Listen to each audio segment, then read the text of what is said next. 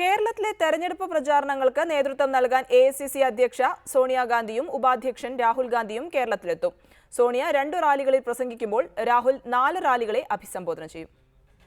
അടുത്ത മാസം 9-ന് കേരളത്തിലെത്തുന്ന കോൺഗ്രസ് അധ്യക്ഷ സോണിയാഗാന്ധി തൃശൂർ, തിരുവനന്തപുരം ജില്ലകളിൽ വിവിധ തെരഞ്ഞെടുപ്പ് യോഗങ്ങളിലാണ് പങ്കെടുക്കുന്നത്. 12-ന് കേരളത്തിലെത്തുന്ന എഐസിസി ഉപാധ്യക്ഷൻ രാഹുൽ ഗാന്ധി കായംകുളം, അങ്കമാലി, ഉടുമ്പൻചോല, പുറമേരി എന്നിവിടങ്ങളിലെ പൊതുയോഗങ്ങളിൽ പങ്കെടുക്കും.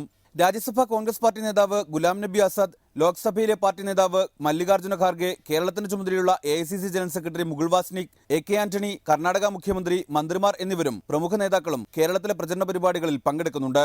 അടുത്ത മാസം 1 മുതൽ കോൺഗ്രസ് പ്രവർത്തക സമിതി അംഗം എ.കെ. ആന്റണി പരസ്യപ്രചരണം അവസാനിക്കുന്ന ദിവസം വരെയാണ് പ്രചരണങ്ങളിൽ പങ്കെടുക്കുക. മധ്യകേരളത്തിൽ നിന്ന് മുഖ്യമന്ത്രിയും കെ.പി.സി. അധ്യക്ഷനും തെരഞ്ഞെടുപ്പ് പ്രചരണ പൊതുയോഗങ്ങൾ ആരംഭിക്കും. ആഭ്യന്തരമന്ത്രി രമേശ് ചെന്നിത്തല തലസ്ഥാന ജില്ലയിൽ നിന്നുമാണ് പ്രചരണം ആരംഭിക്കുന്നത്. എല്ലാ ജില്ലകളിലെയും വിവിധ മണ്ഡലങ്ങളിലെ പ്രചരണ യോഗങ്ങളിൽ നേതാക്കൾ പങ്കെടുക്കും. കോട്ടയത്ത് നിന്നും ആരംഭിക്കുന്ന മുഖ്യമന്ത്രിയുടെ പ്രചരണം അടുത്ത മാസം 8-ന് ഇടുക്കിയിലാണ് സമാപിക്കുക. എറണാകുളത്ത് നിന്നും ആരംഭിക്കുന്ന വി.എം. സുധീരന്റെ പ്രചരണ പ്രവർത്തനങ്ങൾ പാലക്കാട് സമാപിക്കും. 27-ന് തിരുവനന്തപുരത്ത് നിന്നും ആരംഭിക്കുന്ന രമേശ് ചെന്നിത്തലയുടെ പര്യടന പരിപാടി മെയ് 7-ന് ആലപ്പുഴയിലാണ് സമാപിക്കുക. റിപ്പോർട്ടർ, തിരുവനന്തപുരം.